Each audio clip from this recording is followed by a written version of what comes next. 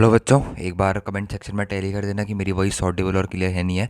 तो ये छोटा सा वीडियो है, 5 से 10 मिनट का वीडियो मैं बना रहा हूँ। बेसिकली कुछ इंपॉर्टेंट मेजर अपडेट्स चैनल के रिगार्डिंग मैं आपको देने के लिए आ रखा हूँ। सबसे पहला जो अपडेट देने आ रखा हूँ, जिसमें आपको सबसे ज़्यादा मतलब बहुत बच्चों की डिमांड थी कि प्लेलिस्ट बना दो भैया। तो प्लेलिस्ट अब आप चैनल में जाके चेक करो। मेरे चैनल में बेसिकली 4 प्लेलिस्ट होंगी। एक सबसे पहली प्लेलिस्ट जो मिलेगी आपको, वो मिलेगी बेसिक मैथमेटिकल टूल्स की। जब मैंने चैनल अगस्त में 2023 के स्टार्ट करा था, तब मैंने इस प्लेलिस्ट को डेवलप वो करा था, इन्वेंट। बेसिक मैथमेटिकल टूल्स की एक आपको प्लेलिस्ट मिलेगी, जिसके अंदर बेसिक पूरा वेक्टर्स आपको मिलेगा। पूरा मतलब जो जो आपको बेसिक फिजिक्स पढ़ने के लिए जिन चीज़ों की ज़रूरत होती है, उसके अंदर आपको सारी चीज़ें मिल जाएंगी बेसिक मैथमेटिकल टूल्स की प्लेलिस्ट के अंदर। दूसरी प्लेलिस्ट जो आपको मिलेगी, वो मिलेगी मोशन इन वन डायमेंशन, जो अभी के लिए होल्ड में है, जो कि क्लास 9th का चैप्टर था, जिसको मैंने ओलंपियाड लेवल तक पढ़ा रखा है।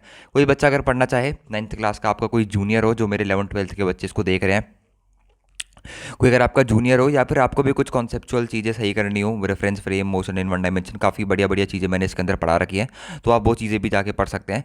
तीसरी प्लेलिस्ट जो मैंने क्रिएट कर रखी है, वो बेसिकली मैंने क्रिएट कर रखी है डेफिनेट इंटीग्रेशंस के ऊपर। उसके अंदर बेसिकली इंटीग्रेशन, डेफिनेट इंटीग्रेशन भी है और इनडेफिनेट इंटीग्रेशन भी है। पूरी इन डेप्थ थ्योरी नहीं है पूरे चैप्टर की थ्योरी, पर कुछ क्वेश्चंस हैं, कुछ कॉन्सेप्ट हो गए, जैसे कि गामा इंटीग्रेशन का कुछ कॉन्सेप्ट्स हो गए, और एस्टिमेशन ऑफ इंटीग्रेशन जिस पर कल वीडियो बनी थी, उस वैसे कॉन्सेप्ट हो गए, और कुछ इंपॉर्टेंट शॉर्ट ट्रिक्स वगैरह वगैरह, वो सारी इस प्लेलिस्ट के अंदर आपको मिल जाएंगी। And the last playlist, fourth playlist which I have generated, is of rotational mechanics. Rotational mechanics मेरा पर्सनली एक बहुत ही स्ट्रॉन्ग टॉपिक हुआ करता था क्लास 11th में। रोटेशनल मैकेनिक्स के ऊपर भी मैंने प्लेलिस्ट जनरेट कर रखी है, आप उस प्लेलिस्ट को जाके भी गो थ्रू कर सकते हैं। बेसिकली रोटेशनल मैकेनिक्स में मैं कुछ टॉपिक्स के ऊपर, जैसे कि IAOR एक टॉपिक होता है, इंस्टेंटेनियस एक्सिस ऑफ रोटेशन, एक टॉपिक होता है प्योर रोलिंग, और एक वीडियो उसमें आपको ऐसे भी मिल जाएगी कि रोटेशनल मैकेनिक्स को आपको किस तरह से हैंडल करना चाहिए, मतलब क्या स्ट्रेटेजी रहेगी रोटेशनल मैकेनिक्स को आपकी पढ़ने की। इस तरीके की वीडियो आपको रोटेशन मैकेनिक्स की प्लेलिस्ट के अंदर मिल जाएंगी, और कुछ जे एडवांस्ड के प्रीवियस ईयर क्वेश्चन भी आपको उस प्लेलिस्ट के अंदर मिल जाएंगे। जे एडवांस्ड के PYQs भी आपको इस प्लेलिस्ट के अंदर मिल जाएंगे। तो ये 3 से 4 प्लेलिस्ट बेसिकली मैंने क्रिएट कर रखी है आपकी कन्वीनियंस के अकॉर्डिंग, कि आपको वीडियो वगैरह ढूंढने में कोई दिक्कत ना आए। और भी प्लेलिस्ट जो 62 वीडियोस टोटल चैनल में पड़ी हुई हैं, उनमें से और भी जो वीडियोस बनी है, उसको भी मैं एक प्लेलिस्ट के अंदर बनाने की कोशिश कर रहा हूँ, और लगातार वीडियो ढूंढ ढूंढ के प्लेलिस्ट के अंदर डालने का काम जारी है। दूसरी चीज़ जो मैं आपको अपडेट देने आ रहा हूँ, वो है कि टेलीग्राम का एक चैनल मैंने जनरेट कर दिया है। टेलीग्राम चैनल मैंने जनरेट कर दिया है, जिसका लिंक मैं आपको डिस्क्रिप्शन बॉक्स में पिन करके दे दूंगा। टेलीग्राम चैनल का लिंक मैंने यहाँ पर जनरेट कर लिया है, और बहुत सारे लोगों ने अभी इसको ज्वाइन भी कर लिया है। उसके अंदर बेसिकली जो भी लेक्चर होंगे, वो सारे नोट्स, किसी चैप्टर की आपको अगर PDF की ज़रूरत होगी, किसी चैप्टर के नोट्स की ज़रूरत होगी, पर्सनल जो मेरे नोट्स हैं वो भी आपको मैं प्रोवाइड करूँगा। कुछ क्वेश्चंस हो गए, कुछ दिनों बाद मैं डेली के एक आध क्वेश्चन उसमें डालते रहूँगा, जिसके कमेंट आपको यूट्यूब की जो रिसेंट वीडियो है उसके नीचे आपको उसका आंसर कमेंट करना है, और इससे आपकी प्रैक्टिस भी होती रहेगी। और जो तीसरा अपडेट मैं आपको देना चाहता हूँ, वो है कि P ब्लॉक के ऊपर जो आज का वीडियो है, या फिर आज नहीं, या फिर 2 या 3 दिन बाद भी वो वीडियो अपलोड हो सकता है, क्योंकि P ब्लॉक अपने आप में ही आपको पता है बहुत बड़ा चैप्टर है। ठीक है, तो P ब्लॉक के ऊपर वीडियो जो अपलोड होगा वो थोड़ा टाइम लगेगा, पर हाँ, पक्का चैनल के ऊपर वो बहुत जल्द अपलोड होगा P ब्लॉक्स के ऊपर। अब देखो, मैं थोड़ा आपको बताता हूँ मैं P ब्लॉक आपको पढ़ाने कैसे वाला हूँ। P ब्लॉक के अंदर सबसे पहले जो हम बात करेंगे ना, वो बात करूंगा मैं सीधे P ब्लॉक से बात नहीं करूंगा। नाइट्रोजन, फॉस्फोरस, आर्सेनिक, एंटीमनी और बिस्मथ, ये जो पहला 13th ग्रुप होता है, इसके बारे में सीधे डायरेक्टली डिस्कस करना शुरू नहीं कर दूंगा। मैं सबसे पहले डिस्कस करना शुरू करता हूँ हाइड्रोलिसिस के बारे में। हाइड्रोलिसिस सर ये क्या होता है? हाइड्रोलिसिस थोड़ा सा आपको इंट्रो दूँ। हाइड्रोलिसिस जो होता है, सबसे पहले मैं बात करूँगा हाइड्रोलिसिस में रिएक्शन विथ वाटर के साथ, फिर आपको बताऊंगा ऑक्सो एसिड्स क्या होते हैं। मतलब ये जो भी आप सुनते हो ना, ये H3BO3 और N2O5, ये जो मेजर, मतलब इन सब टॉपिक को कवर करके आपका बेसिक सारा का सारा P ब्लॉक कवर हो जाता है। तो सबसे पहले हम पढ़ेंगे इस चैप्टर में हाइड्रोलिसिस जो होता है, वो उसके लिए कंडीशंस क्या क्या होती हैं, और उसके बाद हम पढ़ेंगे हाइड्रोलिसिस ऑफ हेलाइड्स, हेलाइड्स का हाइड्रोलिसिस कैसे करते हैं। उसके बाद एक और टॉपिक पढ़ेंगे, वो होता है नॉन मेटल के जो ऑक्साइड्स होते हैं, नॉन मेटल्स के जो आपके पास ऑक्साइड्स होते हैं, नॉन मेटल ऑक्साइड्स, इनकी रिएक्शंस अगर आप वाटर के साथ करा दें, H2O के साथ, तो क्या क्या प्रोडक्ट फॉर्म होते हैं और प्रोडक्ट कैसे फॉर्म्स होते हैं। जैसे नॉन मेटल का ऑक्साइड, आपको एग्जांपल दूं, नाइट्रोजन का होता है N2O5 का रिएक्शन वाटर के साथ, N2O4 का रिएक्शन वाटर के साथ, NO2 का रिएक्शन वाटर के साथ, ये बहुत इंपॉर्टेंट रिएक्शन होता है। NO2 प्लस H2 अगर आपको दिखा होगा तो इन दो, इसमें जो प्रोडक्ट बनता है और इसमें जो प्रोडक्ट बनता है वो दोनों प्रोडक्ट मिलके इसमें बनते हैं। और जब आप N2O5 का पर्टिकुलर रिएक्शन कराते हैं वाटर के साथ, N2O5 प्लस H2O, प्रोडक्ट सबको मालूम होगा, बताने की जरूरत नहीं है। तो यहाँ पर जो नाइट्रोजन का ऑक्सीडेशन नंबर होता है वहीं यहाँ पर भी नाइट्रोजन का ऑक्सीडेशन नंबर होता है। सेम N2O4 का जब आप रिएक्शन करवाते हैं वाटर के साथ तो जो प्रोडक्ट बनता है, जो नाइट्रोजन का यहाँ पर ऑक्सीडेशन नंबर होता है वही नाइट्रोजन का यहाँ पर ऑक्सीडेशन नंबर होता है। ऐसी चीज़ें मैं इसमें डिस्कस करूंगा, डिस्प्रपोर्शनेशन रिएक्शन, और भी बहुत सारी यूजफुल ट्रिक्स एंड टेक्निक्स भी आपके साथ डिस्कस करूंगा। फिर डिस्कस करूंगा मैं हाइड्रोलिसिस ऑफ हैलाइड्स, जिसका हाइड्रोलिसिस के बारे में डिस्कस करूंगा। उसके बाद में डिस्कस करूंगा हैलाइड्स के हाइड्रोलिसिस के बारे में। हैलाइड्स का हाइड्रोलिसिस कैसे होता है? हैलाइड जैसे BrF5 एक फेमस कंपाउंड है, इसका रिएक्शन H2O के साथ करा दोगे तो आपको क्या मिलेगा? ClF है। ClF का रिएक्शन आप हाइड्रोजन के H2O के साथ करा दोगे तो आपको क्या मिलेगा? IF7। इसकी ज्योमेट्री मेरे को कमेंट सेक्शन में बताना। इसका रिएक्शन अगर आप वाटर के साथ कराओगे तो आपको क्या मिलेगा? ClF2 है। इसका रिएक्शन अगर आप वाटर के साथ करा दोगे तो आपको रिजल्ट में क्या मिलेगा? इस तरीके के रिएक्शंस हो गए। और जब हाइड्रोजन ऑफ हैलाइड्स वाला टॉपिक पूरा हो जाएगा उसके बाद मैं बताऊंगा आपको हाइड्रोलिसिस थ्रू रिडॉक्स रिएक्शंस, मतलब रिडॉक्स रिएक्शंस के थ्रू आप क्या कर सकते हैं, हाइड्रोलिसिस कैसे करवा सकते हैं। तो उसके बाद जो टॉपिक हम पढ़ेंगे वो पढ़ेंगे hydrolysis through redox reactions. Hydrolysis through redox reactions के थ्रू आप हाइड्रोलिसिस कैसे कर सकते हैं। इस तरीके से पी ब्लॉक आपने पहले नहीं पढ़ा होगा, पर मेरा यकीन मानो इस तरीके से अगर आप पी ब्लॉक पढ़ोगे तो मेजर जो रिएक्शंस वाला पार्ट है वो आपका पूरा हो जाएगा। उसके बाद हम क्या पढ़ेंगे, नाइट्रोजन ये जो ग्रुप वाइज होते हैं उसमें हम ये पढ़ेंगे कि उनकी प्रॉपर्टी क्या है, down the group electronegativity trend, atomic radii trend, जो हाइड्राइड्स बनाते हैं, हाइड्राइड्स बनाते हैं NH3 BH3 SiH3 वगैरह वगैरह, डाउन द ग्रुप उनकी रिड्यूसिंग एबिलिटी कैसी होती है, ये सब हम वहाँ पर जाकर डिस्कस करने वाले हैं। और जो बेसिक रिएक्शंस वाला पार्ट है वो सब आपका मैं यहाँ पर कंप्लीट करवा दूंगा। तो समझ रहे हो, मैं पी ब्लॉक को 2 फेज में पूरा करूंगा। पहले फेज में मैं सारा रिएक्शंस वाला पार्ट करवा दूंगा, जैसे ये है हाइड्रोलिसिस थ्रू रिडॉक्स रिएक्शंस है, इसमें मैं किस तरीके के रिएक्शन डिस्कस करूंगा। जो मेरे पास मेजर रिडॉक्स रिएक्शंस कराने वाले कंपाउंड होते हैं, XeF2 होता है और एक XeF4 होता है और एक कौन सा होता है, XeF6 होता है। और जो सबसे स्टेबल ऑक्सीडेशन स्टेट होता है, ये मैं ओवरव्यू दे रहा हूँ थोड़ा सा आपको।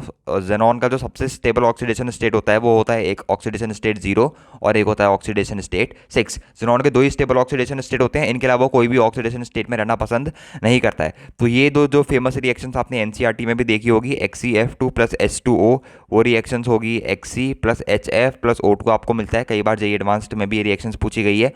और यहाँ पर चेक करोगे तो इसका ऑक्सीडेशन स्टेट +2 है, तो यहाँ पर आके वो क्या हो जाता है 0 और अपने आप को क्या कर लेता है, स्टेबलाइज कर देता है। और क्योंकि ये Xe जो F2 जो होता है वो बहुत ही अच्छा कौन सा एजेंट होता है, ऑक्सीडाइजिंग एजेंट होता है, तो उसने आपको क्या कर लिया, ऑक्सीडाइज कर लिया। ऑक्सीडाइजिंग एजेंट बहुत ही अच्छा ऑक्सीडाइजिंग एजेंट होता है, यहाँ पर एक स्टेबल ऑक्सीडेशन स्टेट में आ गया। और वहीं दूसरी रिएक्शन जो होती है वो होती है XeF4 प्लस H2O, यहाँ पर वो बन जाता है XeO3। यहाँ पर इसका ऑक्सीडेशन स्टेट होगा +4, यहाँ पर इसका ऑक्सीडेशन स्टेट होता है +4, सॉरी +4 से +6 आ गया, मतलब यहाँ पर क्या आ गया, स्टेबल ऑक्सीडेशन स्टेट इसने क्या कर ली, अचीव कर ली। स्टेबल ऑक्सीडेशन स्टेट इसने क्या कर ली यहाँ पे बच्चे, अचीव कर ली।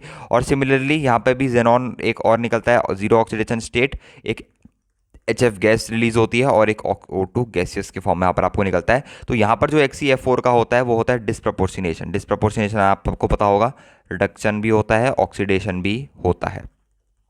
यहाँ पर होता है इसका डिस्प्रपोर्शनेशन रिएक्शन। तो इस तरीके से हम करेंगे। इसके बाद तीसरी एक हाइड्रोलिसिस होगी, नॉन मेटल्स के जो ऑक्साइड होते हैं उनकी हाइड्रोलिसिस होगी, हाइड्रोलिसिस ऑफ वाटर होगी, हाइड्रोलिसिस ऑफ हैलाइड्स होगी, हाइड्रोलिसिस ऑफ ये जो ऊपर हाइड्रोलिसिस मैंने अभी आपको लिखा है, हाइड्रोलिसिस थ्रू रिडॉक्स रिएक्शंस होगी। और जो लास्ट हाइड्रोलिसिस हम पढ़ेंगे basically hydrolysis of carbides, nitrides, sulphides and phosphides. किस किस की हाइड्रोलिसिस पढ़ेंगे, फिर से लिख देता हूँ मैं यहाँ पे टॉपिक के नाम, हाइड्रोलिसिस ऑफ कार्बाइड्स की जो हाइड्रोलिसिस होती है, नाइट्राइड्स की जो हाइड्रोलिसिस होती है, बहुत ही इंपॉर्टेंट रिएक्शंस है सारी की सारी, मेंस में डायरेक्टली इसके रिजल्ट्स पूछ जाते हैं रिएक्शंस के। सल्फाइड्स की जो हाइड्रोलिसिस रिएक्शंस होती है और फॉस्फाइड्स की जो हाइड्रोलिसिस रिएक्शंस होती है, फॉस्फाइड्स की जो हाइड्रोलिसिस रिएक्शन हमारे पास होती है। जैसे कार्बाइड्स की कोई हाइड्रोलिसिस रिएक्शन बताओ Be2C बेरिलियम कार्बाइड हमारे पास है, इसकी रिएक्शन करा दी मैंने H2O के साथ। अब आप इसका कमेंट सेक्शन में जरा मेरे को आंसर बताना, अगर आपने पी ब्लॉक अच्छे से पढ़ रखा है तो आपको उसका आंसर आना चाहिए। मेरे को ये बताना इसमें कौन सी गैस रिलीज होती है और कौन सा कंपाउंड यहाँ पर फॉर्म होता है। एक और कंपाउंड लेता हूँ मैं, कैल्शियम कार्बाइड CaC2 प्लस, इसकी रिएक्शन करा दी मैंने H2O के साथ। तो यहाँ पर क्या क्या प्रोडक्ट फॉर्म होता है ये बताना मेरे को। जैसे मैग्नीशियम कार्बाइड लिया Mg2C3 प्लस, इसकी रिएक्शन कराई मैंने H2O के साथ। तो यहाँ पर एक बहुत ही फेमस रिएक्शन है, यहाँ पर एक गैस रिलीज होती है, वो होती है प्रोपाइन गैस। प्रोपाइन गैस, तो ये भी बहुत फेमस रिएक्शंस होती है आपके पास। एक और होती है, एल्यूमिनियम का भी एक कार्बाइड होता है बेसिकली, वो होता है Al4C3।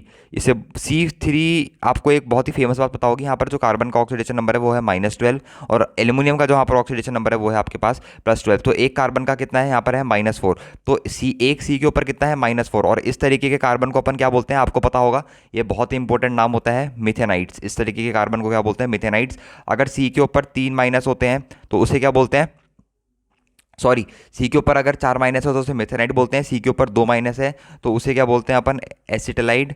और सी के ऊपर अगर यहाँ पे C3 के ऊपर अगर आपके पास 4 माइनस है तो उसे क्या बोलते हैं अपन, सॉरी यहाँ पर मैंने एक चीज़ गड़बड़ कर दी, इस सी, सिंपल सी के अगर आपके पास 4 माइनस है ऊपर से तो इस वाले पर्टिकुलर कार्बन को हम बोलते हैं मिथेनाइट्स, मिथेनाइट्स। और अगर सिंपल C2 के ऊपर 2 माइनस है तो उसे बोलते हैं एसिटलाइड। और सिंपल अगर C3 के ऊपर 4 माइनस आ रखे हैं तो उसे बोलते हैं एलाइड, एलाइड। तो यहाँ पर C3 के ऊपर 4 माइनस है तो हम क्या बोलेंगे, C के ऊपर 4 माइनस है हम बोलेंगे मिथेनाइट्स। तो ये जो रिएक्शंस होती है Al4C3 की रिएक्शंस अगर मैं करा दूँ H2O के साथ तो यहाँ पर क्या प्रोडक्ट बनता है ये भी आपको पता होना चाहिए। तो ऐसी सारी रिएक्शंस हम डिस्कस करेंगे बेसिकली। और जैसे नाइट्राइड्स के जो कंपाउंड है, हाइड्रोलिसिस ऑफ नाइट्राइड्स, मतलब जैसे एल्यूमिनियम का नाइट्राइड ले लिया मैंने ALN, इसकी रिएक्शन करा दी मैंने H2O के साथ। तो यहाँ पर क्या प्रोडक्ट बनेगा, कौन सी गैस रिलीज होगी, यहाँ पर अमोनिया गैस रिलीज होती है अगर आपने रिएक्शन पढ़ी होगी तो। एक और कार्बाइड ले लिया मैंने जैसे कैल्शियम कार्बाइड, ये बहुत ही फेमस रिएक्शन है।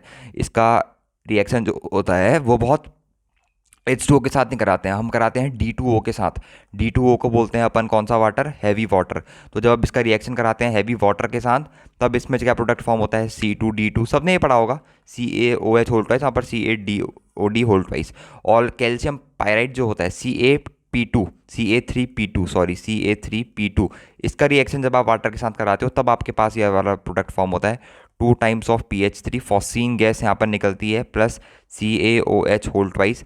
या फॉस्जीन के जब फॉर्मेशन में पढ़ोगे, फॉस्फोरस की जब आप प्रॉपर्टी पढ़ोगे तो रिएक्शन आप वहाँ पर पढ़ते हो। ये रिएक्शन शायद आपने नहीं पढ़ी होगी तो ये रिएक्शन को आप बोला कर लेना अगर आपको याद नहीं होगी। तो इस तरीके से मैं पीबॉक पढ़ाऊंगा। सबसे पहले हाइड्रोलिसिस पढ़ाऊंगा, hydrolysis of non metals, hydrolysis of water, hydrolysis of halides, hydrolysis of ये जो जेनॉन के कंपाउंड्स होते हैं, हाइड्रोलिसिस थ्रू रिडॉक्स रिएक्शन। इसके बाद पढ़ाऊंगा hydrolysis of carbides, nitrides, sulphides and phosphides. और फिर उसके बाद जब हम आएंगे वो तब आएंगे हम किस में, नाइट्रोजन वगैरह वाले जो अपना मेन होता है हाइड्रोलिसिस ऑफ नॉन मेटल्स में। मतलब हाइड्रोलिसिस ऑफ नॉन मेटल तो ऊपर हमने जो पढ़ा था वो था हाइड्रोलिसिस ऑफ नॉन मेटल के जो ऑक्साइड्स होते हैं, जैसे हम ऑक्सो एसिड्स बोलते हैं, तो उनके हाइड्रोलिसिस पढ़ी थी। फिर हम पढ़ेंगे hydrolysis of non metals, simple जो नॉन मेटल्स होते हैं उनके हाइड्रोलिसिस कैसी होती है। मतलब जैसे एक एग्जांपल दूं आपको अगर किसी का, तो वो होता है क्लोरीन गैस के साथ मैंने रिएक्शन करा दिया वाटर का, तो यहाँ पर क्या बनेगा, यहाँ पर बनता है HOCl प्लस HCl गैस हमारे पास यहाँ पर क्या होती है, रिलीज होती है। वैसे ही अगर आपने F की रिएक्शन करा दी, नॉन मेटल है, इसकी हाइड्रोजन के साथ H2O के साथ रिएक्शन करा दी, तो यहाँ पर क्या बनता है HF plus O2 gas release होती है। यहाँ पर क्या होता है HF plus O2 gas release होती है। ऐसा क्यों होता है, क्योंकि फ्लोरीन जो है वो इसका स्टैंडर्ड रिडक्शन पोटेंशियल जो होता है वो मैक्सिमम होता है, इसलिए ऐसे केस यहाँ पर बनते हैं। और इसके बाद जो हम जाएंगे वो हम जाएंगे 30th ग्रुप के एलिमेंट में, जहाँ पर पी ब्लॉक जनरली हमारा स्टार्ट होता है, nitrogen, phosphorus, arsenic, antimony, bismuth. फिर वहाँ पर हमारे पास पढ़ने के लिए क्या बच जाएगा, जैसे कुछ प्रॉपर्टीज़ होती हैं, ये ऑक्सीडेशन स्टेट कैसे वेरी करता है, और कैटिनेशन प्रॉपर्टी जो होती है नाइट्रोजन की बॉन्ड फॉर्मिंग एबिलिटी जो होती है वो पुअर होती है किसके कंपैरिजन, पीपी के कंपैरिजन। और अनअवेबिलिटी जो होती है डी ऑर्बिटल की, अपने ऑक्टेट को एक्सपेंड करने की अनअवेबिलिटी वाला जो रूल होता है उसको वहाँ पर डिस्कस करेंगे। और स्मॉलर साइज़ की वजह से जो मल्टीपल बॉन्ड फॉर्मिंग एबिलिटी होती है N2 में, जो उसको इनर्ट बनाती है, जिसके कारण N2 प्लस O2 की जब आप रिएक्शन कराते हो 25 डिग्री सेल्सियस में तो एक एंडोथर्मिक रिएक्शन होती है और नो रिएक्शन होती है। वहीं जब आप उसको 3000 डिग्री सेल्सियस में कराते हो तो NO गैस फॉर्म हो जाती है। वहाँ पर डेल्टा H एंथैल्पी गेन जो होता है वो आपके पास पॉजिटिव होता है। तो इस तरीके की चीज़ें हम वहाँ पर डिस्कस करेंगे। और वो खैर पूरा चैप्टर ही हो जाएगा, पूरी एनसीईआरटी वहीं पर आपको पढ़ानी पड़ेगी। Bond angle down the group क्या होता है, और जो आपके पास हाइड्राइड्स का नेचर कैसा होता है, थर्मल स्टेबिलिटी क्या करती है हाइड्राइड्स की, बॉन्ड एंगल क्या करता है हाइड्राइड्स के बीच में, बैक बॉन्डिंग फॉर्मिंग एबिलिटी की वजह से डाउन द ग्रुप जाते हो तो बॉन्ड एंगल क्या करता है आपके पास, डिक्रीज करता है। रिड्यूसिंग बिहेवियर क्या करता है, NH3 से BiH3 पर जाने पर इंक्रीज कर जाता है, जिस पर जेईई मेंस 2021 पे क्वेश्चन भी आपके पास डायरेक्ट पूछा गया था। तो इस तरीके से मैं पी ब्लॉक डिस्कस करूंगा। अगर आपको इस तरीके से पढ़ने, मैंने इसलिए यहाँ पर एक शॉर्ट वीडियो इसलिए अपलोड कर रहा हूँ ताकि आपको पता लग जाए कि मैं इस तरीके से इनऑर्गेनिक पढ़ाना पसंद करता हूँ। और अगर इस तरीके से आपको इनऑर्गेनिक पढ़नी है तो एक बार कमेंट सेक्शन में बता देना, और कुछ चेंजेस करने हैं अपने पढ़ाने के मेथड्स में तो आप वो भी बता देना। तो आज अभी के लिए आज की वीडियो में इतना ही रखते हैं। होप कि 2 या 3 दिन बाद पी ब्लॉक की वीडियो में अपलोड करूँ, तब तक मैं शायद आज मैथ से किसी टॉपिक पकड़ के, हो सकता है कि लिमिट ऑफ सम में वीडियो अपलोड कर दूँ या कुछ क्वेश्चन करा दूँ आपको डेफिनेट इंटीग्रेशन के आज की इस वीडियो में, कुछ इंपॉर्टेंट क्वेश्चन, या परमुटेशन एंड कॉम्बिनेशन के ऊपर, ग्रुपिंग मेथड के ऊपर भी सोच रहा हूँ एक वीडियो अपलोड कर दूँ, या बायनोमियल थ्योरम के ऊपर, किसी के ऊपर भी वीडियो आ सकती है। बट हाँ, अगर आपको पी ब्लॉक इस तरीके से पढ़ने में अच्छा लग रहा है, सारी रिएक्शंस मैं आपको वादा करता हूँ कि सारी रिएक्शंस मैं कवर करा दूंगा पी ब्लॉक पढ़ते पढ़ते आपकी। ये जो हाइड्रोलिसिस मैंने बताई आपको, हाइड्रोलिसिस ऑफ सबसे पहले नॉन मेटल के ऑक्साइड्स, ऑक्सो एसिड्स के साथ, उसके बाद हैलाइड्स के साथ, उसके बाद जेनॉन के कंपाउंड्स के साथ, जो रिडॉक्स रिएक्शंस होती हैं हाइड्रोलिसिस और रिडॉक्स रिएक्शंस, उसके बाद जो अपने पास नॉन मेटल्स के थ्रू जो प्योर अपने पास हाइड्रोलिसिस होती है वो। अगर आपको इस तरीके से पढ़ना है तो एक बार कमेंट्स में बेस्ट ऑफ लक, और अपने थॉट जरूर पास आउट करना कि हाँ आप सही पढ़ा रहे हो। इसी तरीके से हमें आपसे इनऑर्गेनिक केमिस्ट्री पढ़नी है। तो आज की वीडियो में इतना ही रखते हैं। Okay bye, thank you.